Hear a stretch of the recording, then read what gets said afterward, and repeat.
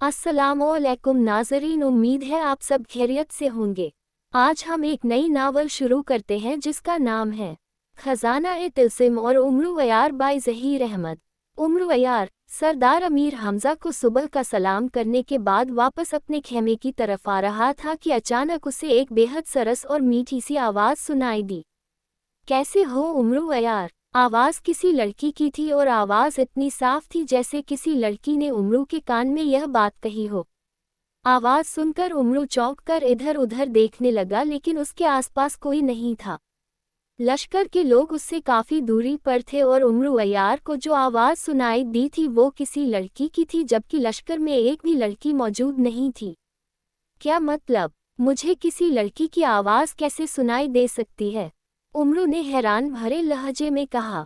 उसने एक बार फिर इधर उधर और पीछे देखा, लेकिन वहां सच में कोई लड़की मौजूद नहीं थी। उम्रू ने उस आवाज़ को अपना वहम समझा और फिर से अपने खेमे की तरफ बढ़ने लगा। अभी उसने 2-3 कदम ही बढ़ाए थे कि उसी वक्त उसे एक खनकती हुई हंसी सुनाई दी, तो वो एक बार फिर रुक गया। अब उसके चेहरे पर हैरानी के साथ थोड़ी खुशी भी नजर आई। कौन है? कौन है यहाँ? उम्रू ने इधर उधर देखते हुए तेज लहजे में कहा, लेकिन उसे जवाब में कोई आवाज़ सुनाई नहीं दी।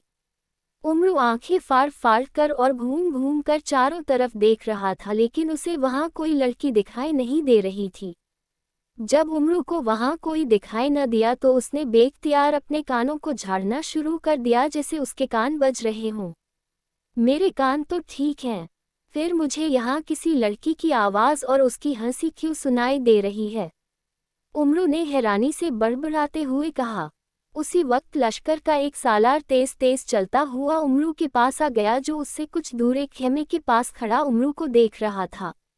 अस्सलामुअलैकुम ख्वाजा उम्रू अयार, क्या हाल है आपका? सालार ने पास आकर उम्रू अयार को सलाम करके उसका हाल पूछते हुए कहा। वालेकुम अस्सलाम, मैं ठीक हूँ सालार अजमल, तुम कैसे हो? उम्रू ने उसके सलाम का जवाब देते हुए कहा। अल्हम्दुलिल्लाह, मैं अल्लाह के फजल से बिल्कुल ठीक हूँ, सालार ने कहा जिसका नाम अजमल था।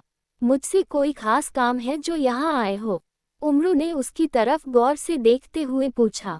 नहीं ख्वाजा उम्रू, मैं अपने खेमे के पास खड़ा था, आप यहाँ से गुजर रहे थे तो मैंने आपको 2 बार हैरान होकर रुकते और परेशान होकर इधर उधर कुछ तलाश करते हुए देखा तो मैं हैरान हो गया।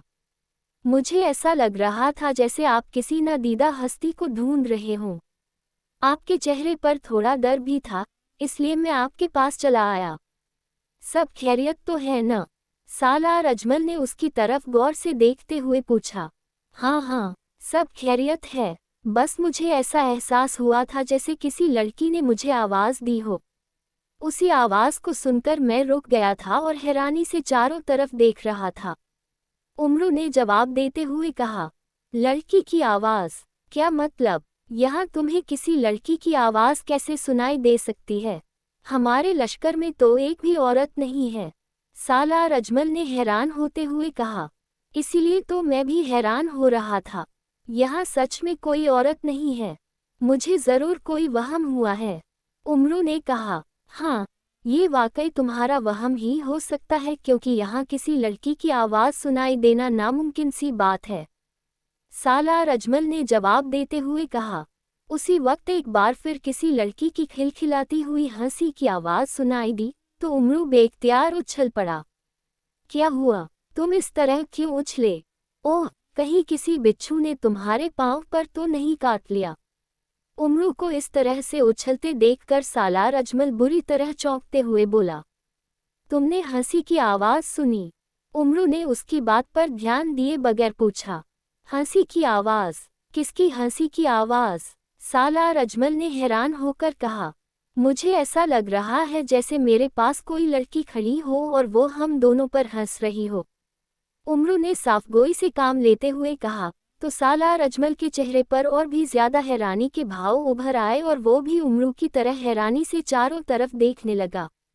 लेकिन मुझे तो यहाँ कोई लड़की दिखाई नहीं दे रही है, सालार अजमल ने कहा। दिखाई तो मुझे भी कोई नहीं दे रही है, लेकिन मुझे उसकी हंसी जरूर सुनाई दे रही है, उम्रू ने कहा। अपने खेमे में चलो उम्रू अयार, मैं तुमसे मिलने के लिए बहुत दूर से आई हूँ।